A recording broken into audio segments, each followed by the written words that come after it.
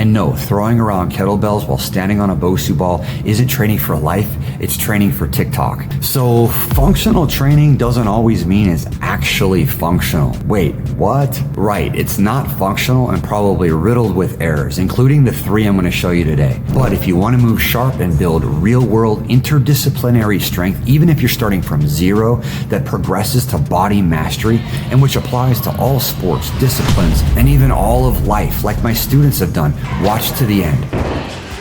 Fixing this first error will save you years of spinning your wheels. Just because something makes you sweat, wobble, or balance on one leg doesn't mean it's functional. And random talents and tools masquerading as functionality isn't functional, it's just silly. I'm not a huge fan of gimmicks, fads, or even much equipment. I want good strength and skill I can do solo, forever, without any equipment.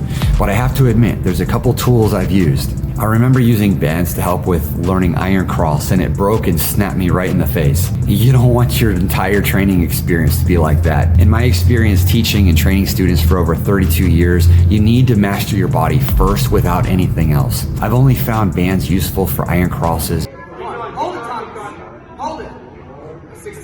and maybe high volume planche push-ups at the end of training for advanced students, but that's about it. People look at our gym or our retreats and workshops around the world and see different equipment, but really look at it. All it includes is mostly the ground and stuff to hang from, pushing and pulling. Sometimes we use handstand canes for fun or blocks and mats for some advanced training, but really just the ground and things to hang from, like in nature.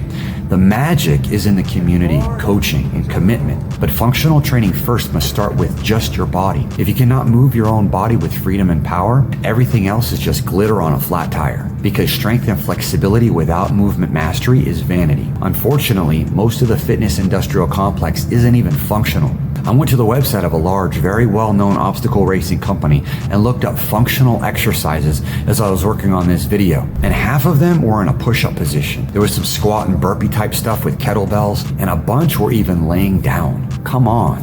You know what's more functional than that? Just sitting in a squat with your heels on the ground. Or try doing that on one leg. But you don't stop there. You keep going because you want to have a buffer.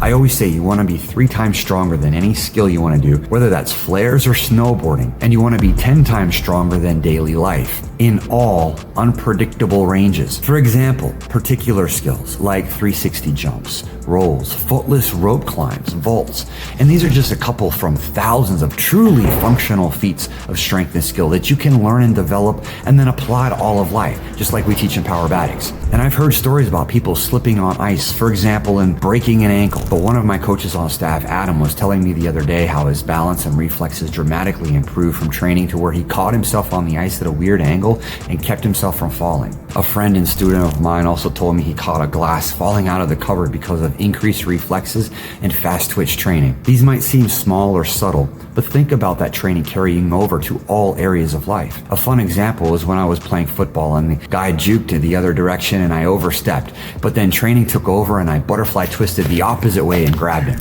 And Patrick talks about the application to jiu-jitsu all the time. Stuff like that is pretty cool. This is why I train like I do, because it's fun. And you won't hear about this in the mainstream fitness hamster wheel. And you definitely won't learn it from traditional schooling, which is training to sit in a chair for the rest of your life. But that's a different story. So that's part of the reason why I built Pacific Rim Athletics and created Powerbatics, to address these errors. And we'd all love to do it in a couple of minutes a day like all these programs tell us, but that's just not how it works. Most people fail in the application, in implementing the training throughout life. That's why we train high performers, entrepreneurs, professional athletes, and career-driven individuals to fix weak links, become resistant to stress, and unlock your maximum potential with the highest level of bodyweight strength and skill imaginable. You work directly one-on-one with me and a team of Doctorate coaches with a proven system all the way up to level 10 if you want.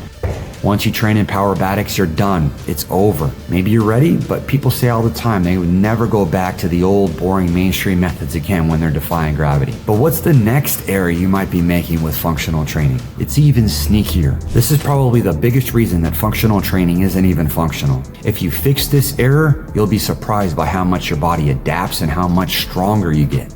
If you're training in a gym, you're probably not even training functionally at all. What in the world? I know, right? Think about it. A gym was actually drawn up on CAD. It was constructed with straight lines. It's filled with equipment that's perfectly balanced, weights that have handles, bars that are ergonomically designed. There's absolutely nothing like that in nature, and neither are you. Go hiking, go rock climbing outside, go flipping in the grass outdoors in the sunshine, and you'll see what I'm saying. There's an unpredictability in nature and in life. Thus, body mastery is your capacity to move powerfully with adaptability. When I surf, this point is emphasized to an infinitesimal degree.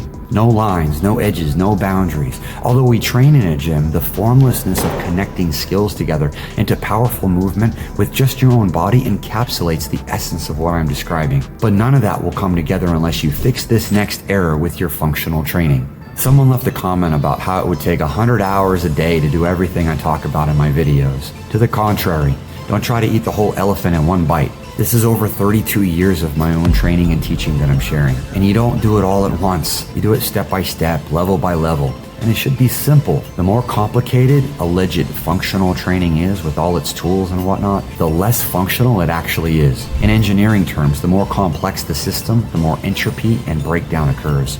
Training for functional body mastery is very simple, move by move, correcting form and alignment, but not getting hung up on the details and overanalyzing everything either, and definitely not staying on the same level for a year or a decade.